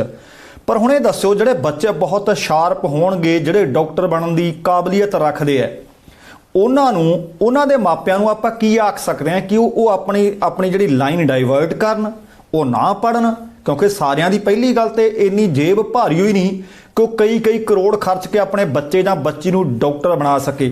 ਉਹਨਾਂ ਵਾਸਤੇ ਕੀ ਆਖਿਆ ਜਾ ਸਕਦਾ ਕਿ ਉਹ ਕੀ ਕਰਨ, ਪਰ ਡਾਕਟਰ ਬਣਨਾ ਚਾਹੁੰਦੇ ਆ? ਭਾਜੀ ਦੇਖੋ, ਜਿਹਦਾ ਨੀਅਤ ਹੋਏ ਬਣਨ ਦੀ, ਜਿਹਦਾ ਚਾਹ ਹੋਵੇ, ਉਹਦੇ ਕੋਲ ਸਿਰਫ ਪੰਜਾਬ ਉਹਦੇ ਲਈ ਕੋਈ ਹੱਦ ਨਹੀਂ ਹੈ। ਅੱਜ ਦੇ ਦਿਨ ਵੀ ਸੈਂਟਰਲ ਐਗਜ਼ਾਮੀਨੇਸ਼ਨ ਜਦੋਂ ਦੇ ਲੈਣਗੇ, ਉਹਨਾਂ ਕੋਲ ਚੋਇਸ ਹੈ ਕਿ ਉਹ ਹਰਿਆਣੇ 'ਚ ਵੀ ਪੜ੍ਹ ਸਕਦੇ ਨੇ, ਹਿਮਾਚਲ 'ਚ ਵੀ ਪੜ੍ਹ ਸਕਦੇ ਨੇ। ਗੱਲ ਸੋਚਣ ਦੀ ਸਿਰਫ ਇਹ ਹੈ ਕਿ ਜਿਹੜਾ ਬੱਚਾ 5 ਸਾਲ ਪਹਿਲਾਂ ਤੇ ਫਿਰ MD ਕਰੇਗਾ, ਅੱਗੋਂ ਫਿਰ 3 ਸਾਲ, ਫਿਰ ਵਿਚਲਾ 1 ਸਾਲ ਪ੍ਰੈਪਰੇਸ਼ਨ ਦਾ, ਯਾਨੀ ਜਿਹੜਾ 9-10 ਸਾਲ ਲਾ ਕੇ ਤਿਆਰ ਹੋਏਗਾ, ਜਿਸ ਥਾਂ ਤੇ ਬੈਠ ਕੇ ਪੜ੍ਹੇਗਾ, ਉਹ ਆਖਰ ਕਿਉਂ ਘੱਟ ਤਨਖਾਹ ਤੇ ਵਾਪਸ ਪੰਜਾਬ 'ਚ ਸੇਵਾ ਕਰਨ ਆਏਗਾ? ਜਿਹੜਾ ਡਾਕਟਰ ਜਾ ਕੇ ਹਰਿਆਣੇ 'ਚ ਬਣੇਗਾ ਜਾਂ ਦਿੱਲੀ ਬਣੇਗਾ, ਜਿਹਨੂੰ ਤਨਖਾਹਾਂ 4 ਜਾਂ 5 ਗੁਣਾ ਉੱਥੇ ਮਿਲਣਗੀਆਂ, ਇੰਨੇ ਸਾਲ ਵੀ ਉੱਥੇ ਲਾ ਕੇ ਆਏਗਾ ਤੇ ਉੱਥੇ ਹੀ ਕੰਮ ਕਰੇਗਾ, ਦਾ ਮਤਲਬ ਹੈ ਉਹਨਾਂ ਕੋਲ ਡਾਕਟਰਾਂ ਦੀ ਕਮੀ ਨਹੀਂ ਰਹੇਗੀ। ਪਰ ਪੰਜਾਬ ਵਿੱਚ ਇਹ ਸਿਰਫ ਇੱਕ ਤਰਫਾ ਸੋਚ ਰੱਖੀ ਗਈ ਕਿ ਫੀਸਾਂ ਵਧਾਣੀਆਂ, ਉਹਦੇ ਨਾਲ ਇਹ ਨਹੀਂ ਸਮਝ ਆ ਰਿਹਾ ਕਿ ਜੇ ਅੱਜ 7000 ਪਿੱਛੇ ਇੱਕ ਹੈ ਤਾਂ ਇਹ 22000 ਪਿੱਛੇ ਇੱਕ ਡਾਕਟਰ ਰਹਿ ਜਾਣਾ ਜੇ, ਕਿਉਂਕਿ ਇਹ ਸਾਰੇ ਜਿਹੜੇ ਬਿਜ਼ਨਸਮੈਨ ਆਪਣਾ ਬੱਚਾ ਜੇ ਇੰਨੇ ਪੈਸੇ ਦੇ ਕੇ ਡਾਕਟਰ ਬਣਾਏਗਾ ਤਾਂ ਭਾਜੀ ਉਹ ਬਿਜ਼ਨਸ ਹੀ ਕਰੇਗਾ। ਤੇ ਤੋਂ ਕਿਉਂ ਭਾਲਦੇ ਆ ਕਿ ਉਹ ਸਾਡੀ ਸੇਵਾ ਕਰੇਗਾ ਜਾਂ ਚਮੜੀ ਨਹੀਂ ਉਧੇੜੇਗਾ ਜਾਂ ਨਿਚੋੜੇਗਾ? ਨਹੀਂ, ਉਹਨੇ ਕਰਨਾ ਹੀ ਉਹ ਕਰਨ ਹੀ ਇਸ ਕਰਕੇ ਆਇਆ ਸੀ। ਤਾਂ ਫਿਰ ਇਹ ਸੋਚ ਨਾਲ ਅਸੀਂ ਕਿਸ ਤਰੀਕੇ ਪੰਜਾਬ ਦੀ ਸਿਹਤ ਠੀਕ ਰੱਖਾਂਗੇ, ਜਿੱਥੇ ਅੱਗੇ ਹੀ ਨਸ਼ਿਆਂ ਨੇ ਵੱਢ ਸੁੱਟਿਆ, ਜਿੱਥੇ ਅੱਗੇ ਹੀ ਕੈਂਸਰ ਚੱਬ ਚੁੱਕਾ ਹੋਇਆ, ਜਿੱਥੇ ਡਾਇਬਟੀਜ਼ ਸਾਨੂੰ ਖਾਧੀ ਪਈ ਹੈ, ਜਿੱਥੇ ਹਾਈਪਰਟੈਂਸ਼ਨ ਸਿਰੇ ਤੇ ਆਈ ਪਈ ਹੈ, ਜਿੱਥੇ ਆਲਰੇਡੀ ਥੈਲਾਸੀਮੀਆ ਸਾਨੂੰ ਚਿੰਬੜਿਆ ਪਿਆ। ਤਾਂ ਫਿਰ ਇਹਦੇ ਵਿੱਚ ਮੈਨੂੰ ਦੱਸੋ ਅਸੀਂ ਸਿਹਤ ਪੰਜਾਬ ਦੀ ਖੜੀ ਕਿਵੇਂ ਕਰਨੀ ਹੈ? ਜਿਨ੍ਹਾਂ ਦੀ ਪੜ੍ਹਾਈ ਅਸੀਂ ਖਤਮ ਕਰ ਦਿੱਤੀ, ਪੜ੍ਹ ਸਕਦੇ ਹੀ ਨਹੀਂ, ਭਾਈ ਸਾਹਿਬ ਅਸੀਂ ਨਹੀਂ ਪੜ੍ਹਾਉਣਾ ਤੁਹਾਨੂੰ, ਤੁਸੀਂ ਪ੍ਰਾਈਵੇਟ ਸਕੂਲਾਂ ਵਿੱਚ 25 ਗੁਣਾ ਫੀਸ ਦੇ ਕੇ ਉੱਥੇ ਪੜ੍ਹੋ, ਸਰਕਾਰੀ ਸਕੂਲ ਬੰਦ ਹੋਣ ਦੀ ਕਗਾਰ ਤੇ ਨੇ। ਯਾਨੀ ਪੜ੍ਹੋ ਨਾ, ਆਪਣੇ ਹੱਕਾਂ ਬਾਰੇ ਨਾ ਜਾਣੋ, ਦਿਮਾਗ ਨਾ ਕਿਤੇ ਰੌਸ਼ਨ ਕਰ ਲਿਓ। ਤੇ ਦੂਜੇ ਪਾਸੇ ਅਸੀਂ ਉਹਨਾਂ ਨੂੰ ਇਹ ਪਾਸੇ ਹੀ ਬੰਦ ਕਰ ਰਹੇ ਹਾਂ ਵੀ ਡਾਕਟਰ ਬਣਨਾ ਹੀ ਨਹੀਂ, ਤੁਸੀਂ ਮਜ਼ਦੂਰ ਬਣ ਕੇ ਰਹਿ ਜਾਓ ਤੇ ਤੁਹਾਡਾ ਸਿਰਫ ਸੋਚ ਇੱਥੇ ਤੱਕ ਸੀਮਤ ਹੋਏ, ਮੈਨੂੰ ਕਦੋਂ ਮੁਫਤ ਬਿਜਲੀ ਜਾਂ ਕਦੋਂ ਮੁਫਤ ਪਾਣੀ ਮਿਲੇਗਾ। ਉਹ ਕਿਹੜੇ ਹੱਕਾਂ ਬਾਰੇ ਗੱਲ ਕਰੇਗਾ ਜਿਹਨੂੰ ਸਾਰਾ ਦਿਨ ਇਹੀ ਖਿਆਲ ਰਵੇ ਦੂਜੇ ਵੇਲੇ ਦੀ ਰੋਟੀ ਮਿਲਣੀ ਹੈ ਕਿ ਨਹੀਂ, ਉਹ ਕਦੋਂ ਨਿਤਰੇਗਾ? ਤੇ ਭਾਜੀ ਜਿਸ ਸੂਬੇ ਵਿੱਚ ਮੈਂ ਹੈਰਾਨ ਆ ਕਿ ਅੱਜ ਟੀਚਰਸ ਨੂੰ, ਤੁਸੀਂ ਸ਼ਾਇਦ ਜੇ ਨੈਸ਼ਨਲ ਨਿਊਜ਼ ਕਦੇ ਇੱਥੇ ਦੀਆਂ ਸੁਣੀਆਂ ਹੋਣ, ਅੱਜ ਦੇ ਦਿਨ ਪੰਜਾਬ ਦੇ ਟੀਚਰ ਖੇਤਾਂ ਦੇ ਵਿੱਚ ਮਜ਼ਦੂਰੀ ਕਰਨ ਲਈ ਦਿਹਾੜੀਦਾਰ ਮਜ਼ਦੂਰ ਬਣੇ ਪਏ ਹੋਣ, ਉੱਥੇ ਅਸੀਂ ਇਸ ਪੰਜਾਬ ਦਾ ਸੁਨਹਿਰਾ ਭਵਿੱਖ ਕਿਵੇਂ ਦੇਖ ਸਕਦੇ ਹਾਂ? ਇੰਨੀ ਅੱਤ ਜੋ ਅਸੀਂ ਨਿਵਾਣ ਛੂ ਚੁੱਕੇ ਆ ਨਾ ਭਾਜੀ, ਇਹ ਬਹੁਤ ਤਗੜਾ ਕੋਈ ਝਟਕਾ ਹੀ ਹੈ ਜਿਹੜਾ ਪੰਜਾਬ ਵਾਪਸ ਖੜਾ ਕਰ ਸਕਦਾ। ਜਿਸ ਦਿਨ ਕੋਈ ਕ੍ਰਾਂਤੀਕਾਰੀ ਖੜਾ ਹੋਏਗਾ ਕਿ ਮੈਂ ਪੰਜਾਬ ਲਈ ਜਾਨ ਵਾਰ ਦੇਣੀ ਹੈ, ਕੋਈ ਊਧਮ ਸਿੰਘ ਵਰਗਾ ਵੀਰ ਉੱਠੇਗਾ, ਕੋਈ ਭਗਤ ਸਿੰਘ ਵਰਗਾ ਵੀਰ ਉੱਠੇਗਾ, ਸਾਡੇ ਨੌਜਵਾਨ ਜਾਗਣਗੇ ਕਿ ਪੰਜਾਬ ਨੂੰ ਭਾਈ ਜਗਾਉਣਾ ਹੈ। ਸਾਡੇ ਟੀਚਰ ਜਿਸ ਥਾਂ ਤੇ ਸਟੇਟ ਵਿੱਚ ਦਿਹਾੜੀਦਾਰ ਮਜ਼ਦੂਰੀ ਕਰਨ ਉੱਤੇ ਮਜਬੂਰ ਹੋ ਜਾਣ ਭਾਜੀ, ਉਹ ਸਟੇਟ ਦਾ ਰੌਸ਼ਨ ਭਵਿੱਖ ਅਸੀਂ ਕਦੇ ਸੋਚ ਹੀ ਨਹੀਂ ਸਕਦੇ। ਡਾਕਟਰ ਸਾਹਿਬ, ਇੱਕ ਗੱਲ ਜ਼ਰੂਰ ਦੱਸਿਓ ਕਿ ਸਰਕਾਰ ਭਾਵੇਂ ਹੁਣ ਦੀ ਹੋਵੇ ਭਾਵੇਂ ਪਿਛਲੀਆਂ ਸਰਕਾਰਾਂ ਹੋਣ, ਸਿੱਖਿਆ ਮੰਤਰੀ ਕਹਿੰਦੇ ਆ ਕਿ ਅਸੀਂ ਸਿੱਖਿਆ ਨੰਬਰ 1 ਤੇ ਲੈ ਆਂਦੀ, ਐਜੂਕੇਸ਼ਨ ਤੋਂ ਬਾਅਦ ਜੇ ਹੈਲਥ ਮਿਨਿਸਟਰ ਦੀ ਗੱਲ ਕਰੀਏ, ਸਿਹਤ ਮੰਤਰੀ ਸਾਹਿਬ ਕਹਿੰਦੇ ਕਿ ਸਿਹਤ ਸਹੂਲਤਾਂ ਨੰਬਰ 1 ਤੇ ਨੇ ਜੀ। ਮੰਨਦਾ ਹੀ ਕੋਈ ਨਹੀਂ ਕਿ ਡਾਕਟਰਾਂ ਦੀ ਕਮੀ ਹੈ, ਮੰਨਦਾ ਹੀ ਕੋਈ ਨਹੀਂ ਕਿ ਭਾਈ ਹਸਪਤਾਲਾਂ ਦੇ ਵਿੱਚ ਕੋਈ ਚੀਜ਼ ਹੈ ਨਹੀਂ। ਕੀ ਉਹ ਪੰਜਾਬ ਦੇ ਲੋਕਾਂ ਨੂੰ ਇੰਨੇ ਬੋਦੇ ਸਮਝਦੇ ਆ, ਪੰਜਾਬ ਦੇ ਲੋਕਾਂ ਨੂੰ ਇੰਨਾ ਹੀ ਸਮਝਦੇ ਕਿ ਇਹਨਾਂ ਨੂੰ ਗਿਆਨ ਹੀ ਕੋਈ ਨਹੀਂ, ਜੋ ਅਸੀਂ ਕਹਿ ਲਾਂਗੇ ਉਹ ਇਹਨਾਂ ਨੇ ਮੰਨ ਜਾਣਾ, ਜਾਂ ਕਾਰਨ ਪਿੱਛੇ ਕੋਈ ਹੋਰ ਜਾਪਦਾ ਹੈ? ਬਿਲਕੁਲ ਭਾਜੀ, ਦੇਖੋ ਤਰਾਸਦੀ ਸਾਡੀ ਇਹ ਹੈ ਕਿ ਸਾਡੇ ਜਿਹੜੇ ਤਾਂ ਕੋਈ ਸਿਆਣੇ ਬਿਆਣੇ ਨੇ ਉਹਨਾਂ ਵਿੱਚੋਂ ਸਿਰਫ 25% ਵੋਟ ਪਾਉਣ ਜਾਂਦੇ ਨੇ। ਇਹਨਾਂ ਦੀ ਕੋਈ ਵਿਜ਼ਨ ਹੋਵੇ ਉਹ ਤਾਂ ਹਿੱਲਦੇ ਹੀ ਨਹੀਂ। ਮੈਂ ਲਾਹਨਤ ਦੀ ਭੇਜ ਰਹੀ ਹਾਂ ਵੀ ਉਹ ਸਿਆਣੇ ਬਿਆਣੇ ਤਾਂ ਹਿੱਲਦੇ ਹੀ ਨਹੀਂ ਵੀ ਨਾ ਜੀ ਛੱਡੋ ਪਰਾਂ, ਇਸ 'ਚ ਜਾਣਾ ਹੀ ਨਹੀਂ, ਧੱਕੇ ਨਾ ਪੈਣ ਜੀ। ਜਿਸ ਪੱਧਰ 'ਚ ਜਿਸ ਘਰ ਵਿੱਚ 11 ਵੋਟਾਂ ਨੇ, ਉਹਨਾਂ ਨੇ ਵੋਟ ਸਿਰਫ ਸ਼ਰਾਬ ਦੀ ਇੱਕ ਬੋਤਲ ਤੇ ਵੇਚ ਦੇਣੀ। ਇੱਥੇ ਮੈਂ ਆਪਣੇ ਅੱਖੀਂ ਵੱਡੇ ਯਾਨੀ ਟੈਂਕਰ ਤੱਕ ਖੜੇ ਦੇਖੇ ਨੇ ਜਿਨ੍ਹਾਂ ਨੂੰ ਡਰਮ ਭਰ ਕੇ ਸ਼ਰਾਬਾਂ ਜਾਂਦੀਆਂ, ਤੇ ਇੱਕ ਦਿਨ ਭਾਜੀ ਸਿਰਫ ਇੱਕ ਦਿਨ ਵਿੱਚ ਉਹ ਸਾਰੀ ਦੀ ਸਾਰੀ ਪਾਰਟੀ ਵੱਲ ਨੂੰ ਵੋਟ ਮੂਵ ਹੋ ਜਾਂਦੀ ਹੈ। ਸੋ ਜਿੱਥੇ ਬੰਦੇ ਦੀ ਕੀਮਤ ਇੱਕ ਬੋਤਲ ਸ਼ਰਾਬ ਹੋਵੇ, ਉੱਥੇ ਅਸੀਂ ਕਿਸ ਤਰ੍ਹਾਂ ਭਾਲਦੇ ਹਾਂ ਕਿ ਕੋਈ ਜਾਗ ਕੇ ਇੱਕ ਸੁਪਨਾ ਲਵੇਗਾ ਜਾਂ ਆਪਣੇ ਆਪ ਪੰਜਾਬ ਦੇ ਬਾਰੇ ਕੋਈ ਸੋਚੇਗਾ, ਇਹਨੂੰ ਅਗਾਂਹ ਤੋਰਨਾ ਜਾਂ ਇਹਦੇ 'ਚ ਬਦਲਾਅ ਲਿਆਣਾ। ਜਿਹੜਾ ਵੀ ਇਹ ਚੀਜ਼ ਸ਼ੁਰੂ ਕਰਦੀ ਹੈ, ਕਈ ਵਾਰ ਮੂਵਮੈਂਟਸ ਤੁਸੀਂ ਦੇਖੀਆਂ ਸ਼ੁਰੂ ਹੋਈਆਂ ਪੰਜਾਬ ਵਿੱਚ, ਉਹ ਖਤਮ ਸਿਰਫ ਇਸ ਕਰਕੇ ਹੋਈਆਂ ਕਿਉਂਕਿ ਜਿਹੜੀਆਂ ਰੱਜੀਆਂ ਪੁੱਜੀਆਂ ਪਾਰਟੀਆਂ ਨੇ ਉਹਨਾਂ ਨੂੰ ਢੰਗ ਆ ਚੁੱਕਿਆ ਕਿ ਵੱਡੇ ਇਹ ਜਿਨ੍ਹਾਂ ਨੇ ਸੋਚ ਲਿਆਣੀ ਜਾਂ ਤਬਦੀਲੀ ਲਿਆਣੀ, ਇਹਨਾਂ 'ਚ ਤਾਂ ਲੋਕਾਂ ਨੇ ਵੋਟਾਂ ਲਈ ਹਿੱਲਣਾ ਹੀ ਨਹੀਂ, ਇਹਨਾਂ ਕੋਲ ਜਾਣ ਦੀ ਲੋੜ ਨਹੀਂ। ਤੇ ਹੇਠਲੀ ਪੱਧਰ ਤੇ ਅਸੀਂ ਸਿਰਫ ਇੱਕ ਬੋਤਲ ਤੇ ਜਦੋਂ ਖਰੀਦ ਲੈਣਾ ਤਾਂ ਉਹਨਾਂ ਨੂੰ ਮਿਹਨਤ ਵੀ ਕਰਨ ਦੀ ਲੋੜ ਨਹੀਂ। ਉਹ ਆਪਣੇ ਸਿਰਫ ਯਾਨੀ ਮਾਇਆ ਦੁਗਣੀ ਤਿਗਣੀ ਜਾਂ ਸਭ ਨੂੰ ਦਿਸਦਾ ਹੈ ਕਿ ਜਦੋਂ ਸ਼ੁਰੂ ਹੋਏ ਉਸ ਤੋਂ 800 ਗੁਣਾ 5 ਸਾਲਾਂ ਦੇ ਵਿੱਚ ਜੋ ਉਹਨਾਂ ਦੀ ਆਪਣੀ ਆਮਦਨ ਬਣ ਜਾਂਦੀ, ਉਹ ਕਿੱਥੋਂ ਨਿਚੋੜ ਕੇ ਬਣਾਈ ਗਈ ਸਭ ਨੂੰ ਸਮਝ ਆਉਂਦੀ ਹੈ ਕਿ ਕੀ ਰੇਤ ਮਾਫੀਆ ਚੱਲ ਰਿਹਾ, ਕੀ ਸ਼ਰਾਬ ਮਾਫੀਆ ਕਿਸੇ ਤੋਂ ਲੁਕਿਆ ਨਹੀਂ ਹੈ। ਪਰ ਅਫਸੋਸ ਇਹ ਹੈ ਕਿ ਬਹੁਤ ਵੱਡਾ ਪਾਰਟ ਮੀਡੀਆ ਦਾ, ਮੈਨੂੰ ਤੁਹਾਨੂੰ ਲੱਗੇਗਾ ਮਾੜਾ, ਪਰ ਜੋ ਹਕੀਕਤ ਹੈ ਸਾਜੀ ਉਹ ਕੌੜੀ ਹੁੰਦੀ ਜੇ। ਬਹੁਤ ਵੱਡਾ ਪਾਰਟ ਮੀਡੀਆ ਦਾ ਵੀ ਵਿੱਚ ਪਤਾ ਨਹੀਂ ਕਿਉਂ ਸ਼ਾਮਲ ਹੋ ਜਾਂਦਾ ਜੇ। ਮੀਡੀਆ ਹਾਊਸਿਸ ਦੇ ਜਿਹੜੇ ਉੱਪਰਲੇ ਟੌਪ ਪਰਸਨਲ ਹੈ ਉਹ ਵੀ ਇਸ ਤਰੀਕੇ ਵਿਕ ਜਾਂਦੇ ਨੇ।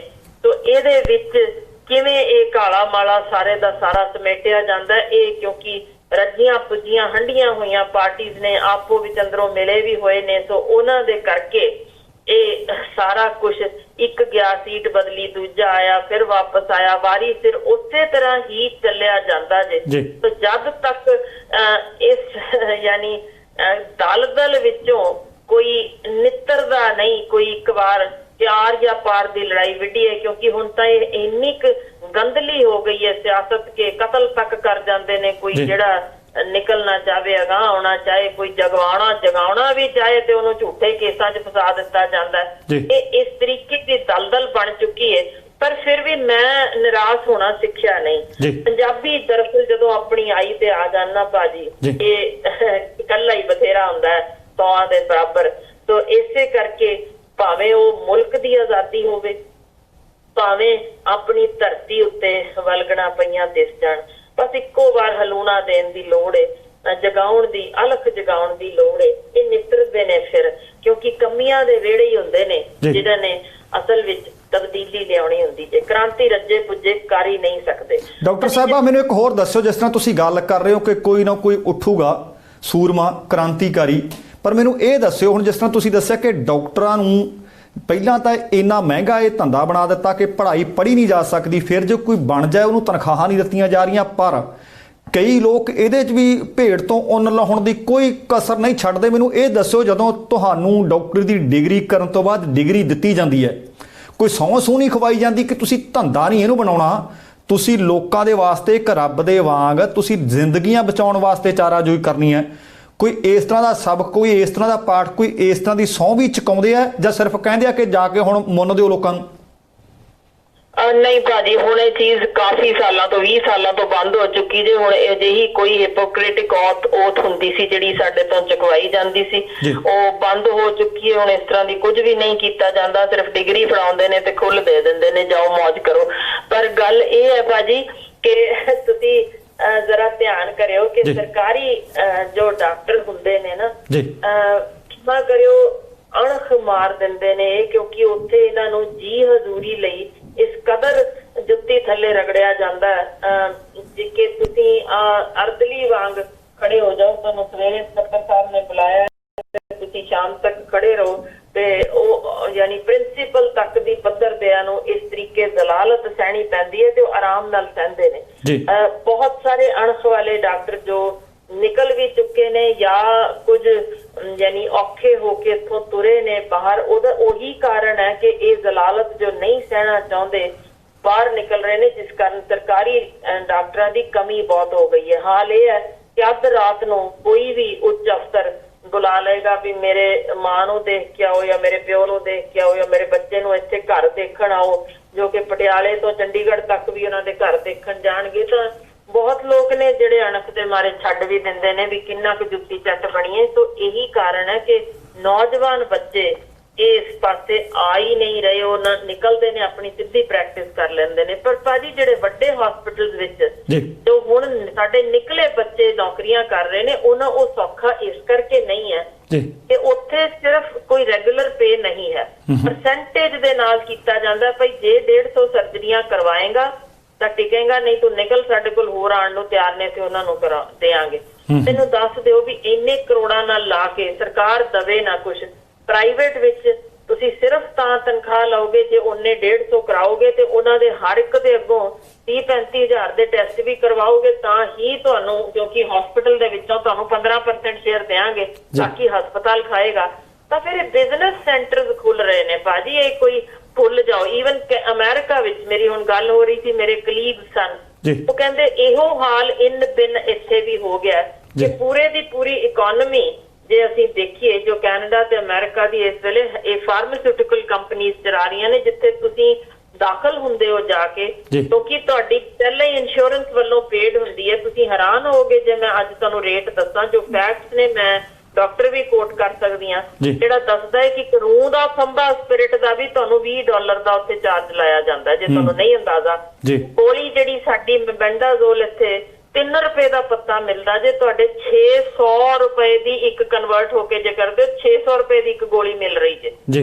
ਯਾਨੀ ਇਸ ਕਦਰ ਚਾਰजेस ਵਧਾਏ ਹੋਏ ਨੇ ਕਿ ਤੁਹਾਡੀ ਇਕਨੋਮੀ ਦੇ ਵਿੱਚ ਫਾਰਮਾਸਿਊਟੀਕਲ ਕੰਪਨੀਆਂ ਨੇ ਮਤਲਬ ਸਸਤੀ ਜੋ ਸਾਡੀ ਇੱਕ ਤਰੀਕੇ ਮੁਫਤ ਵਰਗੀ ਰੁਪਈਏ ਦਾ ਪੱਤਾ ਤੁਹਾਡੇ 1,000 ਯਾਨੀ ਡਾਲਰ ਦਾ ਲਾ ਕੇ ਉਹ ਇਸ ਕਦਰ ਵਧਾਏ ਪਏ ਰੇਟਸ ਨੇ ਕਿ ਅੰਦਾਜ਼ੇ ਤੋਂ ਵੀ ਬਾਹਰ ਹੈ। ਸੋ ਇਹੀ ਚੀਜ਼ ਇਸ ਵੇਲੇ ਕਿ ਉੱਥੇ ਵੀ ਐਨਜੀਏ ਡਾਕਟਰ ਨੂੰ ਕਿ ਜੇ ਤੁਸੀਂ ਇੰਨਾ ਸਾਡਾ ਸਮਾਨ ਵਰਤ ਲਓਗੇ ਤਾਂ ਤੁਹਾਨੂੰ ਅਸੀਂ ਇਸ ਸ਼ਿਪ ਦਾ ਟਰੈਵਲ ਫ੍ਰੀ ਦੇਾਂਗੇ, ਜੋ ਕਿ ਤੁਹਾਡੇ ਉੱਥੇ ਵੀ ਹੋ ਰਿਹਾ ਜੇ ਇਹ ਚੀਜ਼ ਵੱਡੀ ਪੱਧਰ ਤੇ ਸਾਰੇ ਪਾਸੇ।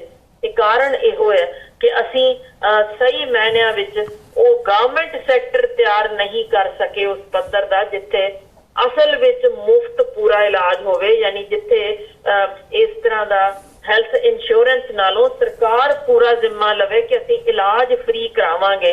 ਸਿਸਟਮ ਅਜੇ ਦੁਨੀਆ ਵਿੱਚ ਨਹੀਂ ਬਣ ਸਕਿਆ, ਭਾਵੇਂ ਐਜੂਕੇਸ਼ਨ ਉਹਨਾਂ ਵੱਡੇ ਮੁਲਕਾਂ 'ਚ ਜਿੱਥੇ ਤੁਸੀਂ ਵਸਦੇ ਹੋ ਫ੍ਰੀ ਹੈ, ਪਰ ਇਹ ਹੈਲਥ ਸਿਸਟਮ ਅਸੀਂ ਉਸ ਪੱਧਰ ਦਾ ਕਿਤੇ ਵੀ ਨਹੀਂ ਕਰ ਸਕੇ। ਤੇ ਫਿਰ ਉਹ ਵੀ ਸਾਡਾ ਜੋ ਹਜੇ ਮੁਲਕ ਪਹਿਲਾਂ ਹੀ ਬਥੇਰਾ ਪਿਛਾਂ ਬੈਠਾ ਹੈ ਤੇ ਗਰੀਬੀ ਦੀ ਅੱਤ ਹੋਈ ਹੈ, ਉਹ ਪੱਧਰ ਹੀ ਨਹੀਂ ਹੈ। ਉੱਥੇ ਅਸੀਂ ਐਕਸਪੈਕਟ ਕਰੀਏ ਜਿੱਥੇ ਵੈਂਟੀਲੇਟਰ ਵੀ ਨਹੀਂ ਸਾਡੇ ਕੋਲ, ਤਾਂ ਕੀ ਐਕਸਪੈਕਟ ਕਰਦੇ ਹਾਂ ਅਸੀਂ, ਉਹਦੇ 'ਚ ਕੀ ਇੰਪਰੂਵਮੈਂਟ ਹੋਏ? ਡਾਕਟਰ ਸਾਹਿਬ, ਤੁਹਾਡਾ ਬਹੁਤ ਲੰਬਾ ਸਮਾਂ ਅਸੀਂ ਲੈ ਲਿਆ, ਪਰ ਇੱਕ ਸਵਾਲ ਬੜਾ ਜ਼ਰੂਰੀ ਹੈ, ਉਹ ਜ਼ਰੂਰ ਪੁੱਛਣਾ ਚਾਹਾਂਗੇ ਕਿ ਇਸ ਵੇਲੇ ਕਿਹਾ ਜਾਂਦਾ ਹੈ ਕਿ 2 ਰੁਪਏ ਦੀ ਦਵਾਈ ਹੁੰਦੀ ਹੈ, ਮੁੱਲ 200 ਲਿਖਿਆ ਹੁੰਦਾ। ਕੀ ਸਾਡੀਆਂ ਸਰਕਾਰਾਂ, ਭਾਵੇਂ ਉਹ ਸੂਬਿਆਂ ਦੀਆਂ ਹੋਣ ਭਾਵੇਂ ਕੇਂਦਰ ਦੀਆਂ ਹੋਣ, ਅਜੇ ਤੱਕ ਕੋਈ ਇਦਾਂ ਦੀ ਬੋਡੀ ਬਣਾ ਹੀ ਨਹੀਂ ਸਕੀਆਂ, ਇਦਾਂ ਦੀ ਕੋਈ ਅਥਾਰਟੀ ਬਣਾ ਹੀ ਨਹੀਂ ਸਕੀਆਂ ਜਿਹੜੀਆਂ ਇਹ ਹਿਸਾਬ ਕਿਤਾਬ ਲਾ ਕੇ ਦੇਖਣ ਕਿ ਭਾਈ ਇਸ ਤਰ੍ਹਾਂ ਦੀ ਦਵਾਈ ਦਾ ਭਾਅ ਇਦੋਂ ਵੱਧ ਨਹੀਂ ਹੋਣਾ ਚਾਹੀਦਾ, ਇਹ ਖੁੱਲ੍ਹਮ ਖੁੱਲੀ ਲੁੱਟ ਕਿਉਂ ਚੱਲੀ ਜਾ ਰਹੀ ਹੈ ਜੀ?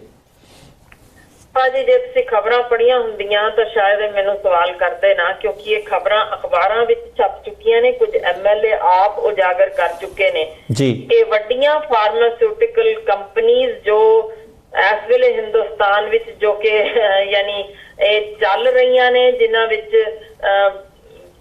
ਇਹ ਕੀਮਤਾਂ ਜਿਸ ਤਰੀਕੇ ਦੀਆਂ ਤੁਸੀਂ ਦੱਸੀਆਂ ਨੇ ਇਹ ਲਾਈਆਂ ਜਾ ਰਹੀਆਂ ਨੇ, ਉਹਨਾਂ ਵਿੱਚ ਸ਼ੇਅਰ ਮੰਤਰੀਆਂ ਦੇ, ਉਹਨਾਂ ਦੇ ਰਿਸ਼ਤੇਦਾਰਾਂ ਦੇ, ਉਹਨਾਂ ਦੇ ਪੁੱਤਰਾਂ ਦੇ, ਉਹ ਆਪ ਇਸ ਤਰੀਕੇ ਵਿੱਚ ਇਨਵੋਲਡ ਨੇ ਕਿ ਇਹ ਜੈਨਰਿਕ ਦਵਾਈਆਂ ਵਿੱਚ ਵੀ ਜੋ ਕਿ 30 ਰੁਪਏ ਦਾ ਸਮਾਨ 450 ਰੁਪਏ ਪ੍ਰਿੰਟ ਕਰਕੇ ਤੇ ਫਿਰ ਉਹ ਸਰਕਾਰ ਨੂੰ ਹੀ ਵੇਚ ਦਿੰਦੇ ਨੇ ਕਿ ਅਸੀਂ 300 ਰੁਪਏ ਦੀ ਤੁਹਾਨੂੰ ਦੇ ਰਹੇ ਹਾਂ ਜੀ, ਹੈ 30 ਦੀ ਜੀ ਤੇ ਰੇਟ 450 ਦੇ 300 ਚ ਵੇਚ ਦਿੱਤਾ। ਆਖਰ ਸਾਨੂੰ ਵੀ ਅਖਬਾਰਾਂ ਰਾਹੀਂ ਹੀ ਸਮਝ ਆਈ ਹੈ ਕਿ ਅੱਛਾ ਇਹ ਆਪ ਹੀ ਸਾਰੇ ਇਸ ਬਿਜ਼ਨਸ ਨੂੰ ਜੇ ਸਾਂਭੀ ਬੈਠੇ ਨੇ ਤਾਂ ਫਿਰ ਆਖਰ ਕਿਹਨੇ ਚੂਨਾ ਕਿਸ ਨੂੰ ਲਾਣਾ? ਸਰਕਾਰ ਹੀ ਸਰਕਾਰ ਨੂੰ ਯਾਨੀ ਵਾੜ ਹੀ ਖੇਤ ਨੂੰ ਕਾਏਗੀ ਤਾਂ ਫਿਰ ਅਸੀਂ ਅੱਗੋਂ ਕਿਸ ਤੋਂ ਕੀ ਪਾਲਦੇ ਹਾਂ ਜੀ। ਡਾਕਟਰ ਹਰਸ਼ਿੰਦਰ ਕੌਰ ਜੀ, ਤੁਸੀਂ ਜੁੜੇ ਬੇਸ਼ਕੀਮਤੀ ਜਾਣਕਾਰੀਆਂ ਦਿੱਤੀਆਂ। ਭਵਿੱਖ ਦੇ ਵਿੱਚ ਵੀ ਅਸੀਂ ਤੁਹਾਨੂੰ ਇਸੇ ਤਰੀਕੇ ਸੱਦਾ ਦੇਵਾਂਗੇ। ਉਮੀਦ ਹੈ ਕਿ ਤੁਸੀਂ ਸਾਡੇ ਸੱਦਾ ਪੱਤਰ ਨੂੰ ਪ੍ਰਵਾਨ ਕਰਦੇ ਰਹੋਗੇ ਜੀ। ਸ਼ੁਕਰੀਆ, ਬਹੁਤ ਮਿਹਰਬਾਨੀ ਜੀ, ਤੁਸੀਂ ਸਮਾਂ ਦਿੱਤਾ, ਬਹੁਤ ਬਹੁਤ ਧੰਨਵਾਦ।